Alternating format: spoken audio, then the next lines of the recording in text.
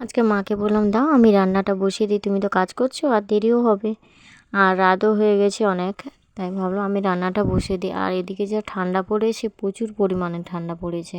হঠাৎ করে ঠান্ডা পড়ে যাওয়ার কারণে না মানে ঠান্ডা লেগে গিয়েছে, তাই আর ভালোও লাগছে না কিছু করতে। ভাবলাম ভাত বসিয়ে দেবো, আর ভাত দুটো আলু ভাতে দিয়েছি, আর ডিম ভাজবো আর বৈতাল ভাজবো। মাকে বললাম তুমি কাজ করছো করো, আমি রান্নাটা এদিকে সেরে নিই। আর বাড়িতে আমি আর মা আছি, তাই বেশি কিছু আর করলাম নি। এদিকে বৈতালটাও ভাজতে বসিয়ে দিয়েছি, বৈতালটা ভাজা হয়ে আসছে। আর ওখানে তোমরা পেঁয়াজ লঙ্কা আর যদি ধনেপাতা দিতেও পারো, আমার তো ছিল না তাই দেইনি, রসুন দিয়েছি একটু।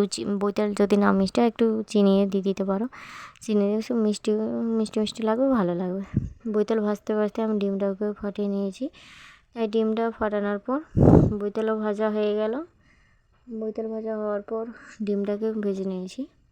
আর মা এদিকে বলছিল মারও খিদা লেগেছে প্রচুর, তাই তাড়াতাড়ি একটু করছিলাম। ডিম সিদ্ধ বা ডিমের তরকারির থেকে আমার ডিম ভাজাটাই ভালো লাগে। মা বলেছিল যদি ডিম তরকারি করবো, না না ডিম ভাজাই দিয়ে খেয়ে নেবো। অনেক দিন পর বাড়ি এসেছি, তা মায়ের সঙ্গে একটু কথা বলছিলাম। আর সত্যি বলতে বাড়ি যখন আসি না, মায়ের সঙ্গেই আমার গল্প করতে ভালো লাগে, মায়ের সঙ্গে সময় কাটাতে। মাকে মানে ছোটো ছোটো জিনিসগুলো মায়ের সঙ্গে অনেক দিন